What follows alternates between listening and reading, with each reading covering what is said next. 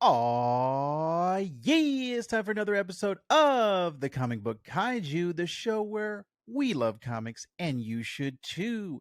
I'm your host, Vactor. I'm doing a solo episode this week. Want to talk all about She-Hulk Attorney at Law, Episode 7, The Retreat.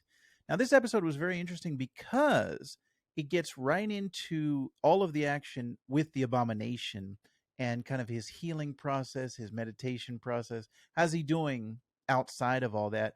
And there really isn't an A B plot, that in the typical sense. It's just kind of, all right, let's get with Jen and let's see how she's kind of healing from this breakup, or not breakup, but from this relationship that she's having with the guy that Josh was just too good to be true.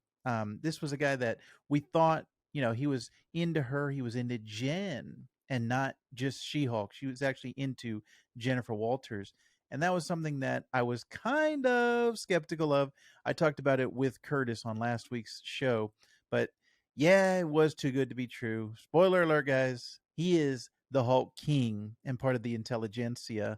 So, not a great guy. But I think what helps is that he's contributing to Jen's overall mental health and stability, and she's becoming a better person because of these trials and tribulations that she's going through. So that was cool to see because I want Jen to win. I'm rooting for her. I want to see her do good.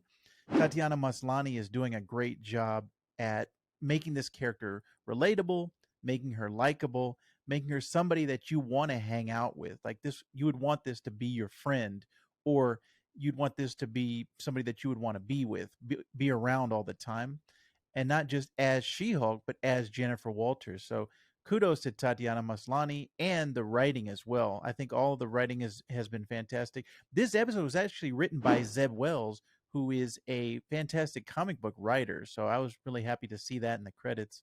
But again, the Abomination in his healing state, his meditative state, I got to give Tim Roth a lot of credit because he's making me love this character of Abomination, which I never loved before. I think his performance and the writing, the take that they have on this character in particular, is fantastic. It's just a side that you've never seen before in the comic books, in animation and video games. So I got to give him kudos. I got to give him props for doing something that they have not done before with this character, making me care about him, make me want to know more about Abomination. And it's just fun. Anytime you get to see him on his retreat, in his namaste phase, all of that stuff is great. And then we're introduced to this little group, this round table of C-listers that, if you're a Marvel Comics fan, all these are big Easter eggs, like real deep dives in the Marvel universe. So I really liked that, seeing all of those guys and seeing kind of a different take on each one of them. They weren't exactly how they are in the comics. So all of those guys, they're all played for laughs, they're all played for fun, but they serve a purpose in the story. They serve a purpose for giving Jen a support group, giving her somebody to fall back on, and somebody who likes her for her and not her just as She-Hulk. So I thought this was a really great episode, getting all that stuff out in the open, clearing the air, giving her room to breathe and her mental status and health. So that all made me feel good. And then they took it all away at the end with the Hulk King, making me feel bad, doing these creepy things like taking photos of her after coitus. That was not cool, Hulk King. But I'm interested to see what happens on next week's episode, and when they finally bring in Daredevil. Who knows? That might be the last shot of the whole season.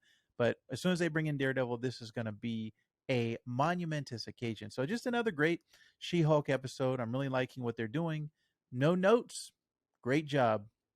And if you have some notes for this podcast, the Comic Book Kaiju, don't forget to leave them down below in the comments section if you're watching on YouTube or wherever you're listening to your podcast. In particular, Spotify and Apple Podcasts let you rate and review. So give us a 5-star while you're at it.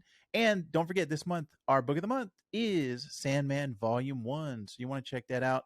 Come back, listen to it, and hear our thoughts on the first volume of Neil Gaiman's Sandman. Thank you very much for watching or listening. because this show is a podcast for you, the comic book readers and comic book listeners and watchers, because I love comics and you should too. Can you hear the sound?